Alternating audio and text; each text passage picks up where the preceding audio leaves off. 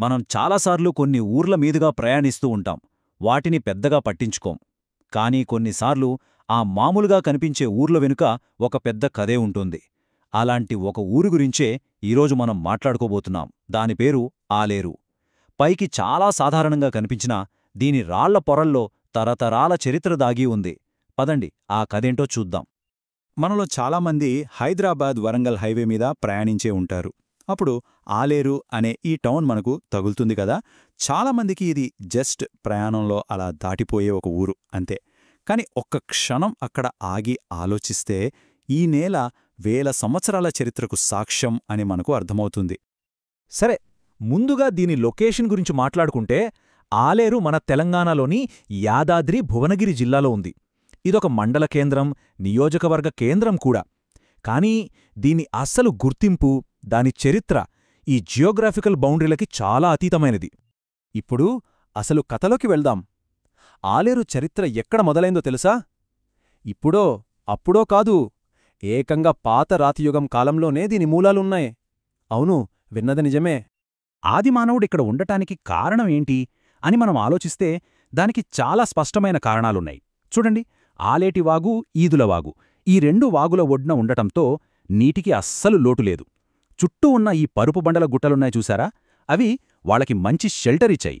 అంతకంటే ముఖ్యంగా దగ్గర్లోనే ఉన్న నల్లగుట్ట నుంచి రాతి పనిముట్లు చేసుకోవడానికి కావలసిన రాయి దొరికేదు. అంటే ఒక మనిషి జీవించడానికి కావలసినవన్నీ, నీరు, రక్షణ, పనిముట్లు అన్నీ ఇక్కడ ఒకే చోట దొరికాయన్నమాట. సరే, రాతియుగం నుంచి కాస్త ముందుకొద్దాం. కాలం గడిచే కొద్దీ ఆలేరు ఎలా మారిందంటే అది పెద్ద పెద్ద రాజ్యాల నీడలో ఒక చాలా ముఖ్యమైన వ్యూహాత్మక ప్రదేశంగా ఎదిగింది. ఇది కేవలం ఒక ఊరు కాదు, ఒక పెద్ద సామ్రాజ్యానికి వెన్నెముక్కలా నిలిచిన కేంద్రం. ఉదాహరణకి రాష్ట్రకూటుల కాలాన్ని తీసుకుందాం. వాళ్ల రాజధాని ఏది? మనందరికీ తెలిసిన కొలనుపాక. మరి ఆ పక్కనే ఉన్న ఆలేరు పరిస్థితి ఏంటి? అది కేవలం ఒక సైడ్ విలేజ్గా మిగిలిపోలేదు. రాజధానికి కావలసిన సైనిక మద్దతు, నైపుణ్యమున్న పనివాళ్లు, వీటన్నింటికీ ఒక హబ్బులాగా పనిచేసింది. సింపుల్గా చెప్పాలంటే కొలనుపాక ఒక వెలుగు వెలిగితే ఆ వెలుగుకు కావలసిన శక్తినందించిన ప్రదేశం ఆలేరు. దీనికి ఇంతకంటే పెద్ద రుజువు ఇంకేం కావాలి?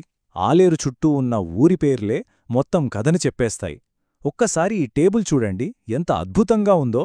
సాయిగూడెం అంటే గుర్రపుదళ్లముండే చోటు, మందనపల్లి, బంటుగూడెం, ఈ పేర్లు వినగానే అర్థమైపోతుంది కదా, ఇవి కాల్బలం అంటే నడిచి యుద్ధం చేసే సైనికులుండే గ్రామాలని.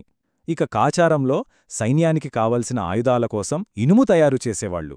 యాసోజుగూడెంలో వడ్రంగులు. చూశారా, ఊరి పేర్లే వాటి చరిత్రను, వాటి పనిని మన కళ్లక్కట్టినట్టు చూపిస్తున్నాయి. రాష్ట్రకూటుల తర్వాత కూడా ఆలేరు ప్రాముఖ్యత ఏమాత్రం తగ్గలేదు. కళ్యాణీ చాళుక్యుల కాలానికి సంబంధించిన ఒక శాసనం ఇక్కడ దొరికింది. దానిలో చక్రవర్తి త్రిభువన మల్లదేవుడి పేరు, అలాగే స్థానిక పాలకుడు సోమనాయకుడి పేరు కూడా ఉన్నాయి. అంటే దీనర్థమేంటి? ఆలేరు ఒక ముఖ్యమైన పరిపాలనా కేంద్రంగా కొనసాగిందనడానికి ఇదొక పక్కా చారిత్రక ఆధారం అన్నమాట. ఇప్పటిదాకా మనం రాజకీయ, సైనిక విషయాల గురించి మాట్లాడుకున్నాం కదా. సరే, ఇప్పుడు ఆలేరులో దాగియున్న మరో ఆసక్తికరమైన పొరను చూద్దాం. అదేంటంటే దాని మతపరమైన, ఆధ్యాత్మిక ప్రయాణం. ఇది ఒక్క విశ్వాసానికి సంబంధించిన ప్రదేశం కాదు, ఎన్నో విశ్వాసాలు వచ్చి కలిసిన ఒక సంగమం. ఈరోజు మనం ఆలేరుకు వెళ్తే అక్కడ అందరికీ బాగా తెలిసిన ప్రసిద్ధ ఆలయం ఏదంటే అది రంగనాయకుల గుడి. పట్టణానికి ఒక ముఖ్యమైన ఆధ్యాత్మిక కేంద్రం లాంటిది. కాని ఈ గుడి ఎప్పుడూ ఇలాగే ఉండేదా? మనమిప్పుడు చూస్తున్నదే దీని అసలు రూపమా? దీని వెనకున్న అసలు కథ ఏంటి? ఎందుకంటే చరిత్రలో కొన్నిసార్లు మనకు కనిపించేది ఒకటి అయితే దాని వెనుక దాగి ఉన్న నిజం ఇంకొకటుంటుంది. అసలు నిజమేంటంటే ఈరోజు మనం రంగనాయకుల గుడి అని పిలుస్తున్న ఈ ప్రదేశం ఒకప్పుడు జైనాలయం. అవును, పాత నిర్మాణాలను తీసేయకముందు ఆలయ ముఖమంటపం మీద జైనమునుల శిల్పాలు చాలా స్పష్టంగా కనిపించేవట. దీని నిర్మాణం కూడా ఒకప్పుడు పెద్ద జైన కేంద్రంగా ఉన్న సిద్దిపేట జిల్లా దుద్దెడ ఆలయాన్ని పోలి ఉంటుంది. చూశారా, కాలం గడిచే కొద్దీ ఒక నమ్మకం స్థానంలోకి ఇంకో నమ్మకం ఎలా వస్తుందో చెప్పడానికి ఇదొక అద్భుతమైన ఉదాహరణ. అయితే ఆలేరులో ఉన్నది ఇది ఒకటే కాదు. ఇక్కడ ఎన్నో రకాల విశ్వాసాలు ఒకే చోట కలిసున్నాయి. పాత శివాలయం, చండికాండగుడి, పోచమ్మ, బీరప్ప, నీలదేవమ్మ ఆలయాలు ఇలా చాలా ఉన్నాయి. అన్నింటికన్నా ఆశ్చర్యమేంటంటే ఇక్కడ దాదాపు 35 అమ్మదేవతల ఆలయాలు ఉన్నాయట. ఒక్కసారి ఊహించుకోండి ఇక్కడ ఎంత గొప్ప ఆధ్యాత్మిక వైవిధ్యం ఉండేదో. ఒక ఊరి చరిత్ర అంటే రాజులు, గుళ్ళు మాత్రమే కాదుగదా. అక్కడి ప్రజలు ఎలా జీవించారు, వాళ్ల సామాజిక నిర్మాణం ఎలా ఉండేది, ఇది తెలుసుకోవడం కూడా చాలా ముఖ్యం. సరే, ఇప్పుడు మనం ఆలేరు యొక్క నాటి సామాజిక నిర్మాణాన్ని ఒకసారి చూద్దాం. ఆ రోజుల్లో ఆలేరు పట్టణ నిర్మాణం చాలా పద్ధతిగా ఉండేదన్నమాట. టౌన్కి కరెక్ట్గా మధ్యలో ఒక కేంద్ర బిందువులా రంగనాయక ఆలయం ఉండేది. ఊరి నిర్మాణం మొత్తం ఈ గుడి చుట్టూనే ప్లాన్ చేశారు. ఈ ఆలయాన్ని కేంద్రంగా చేసుకుని రకరకాల వృత్తుల వాళ్లు ఒక్కో దిక్కులా నివసించేవారు. ఉదాహరణకు ఆలయానికి పడమరన విశ్వబ్రాహ్మణులు అంటే కళాకారులు, నైరుతిలో సౌధరులు అంటే సమాజంలో పెద్దలు, ఉత్తరాన కుమ్మరులు, దక్షిణాన గాండ్లవారు. ఇలా ప్రతి వృత్తివారికి ఒక ప్రత్యేకమైన స్థానముండేది. ఇది ఆనాటి సామాజిక వ్యవస్థకు అద్దం పడుతుంది కదా. ఇక చివరగా ఆలేరులో ఇప్పటికీ పూర్తి సమాధానాలు దొరకని కొన్ని రహస్యాలు, రాళ్లలో దాగి ఉన్న కథల గురించి తెలుసుకుందాం. ఇక్కడున్న కొన్ని శిల్పాలు ఇప్పటికీ చరిత్రకారులకొక సవాలు లాంటివి.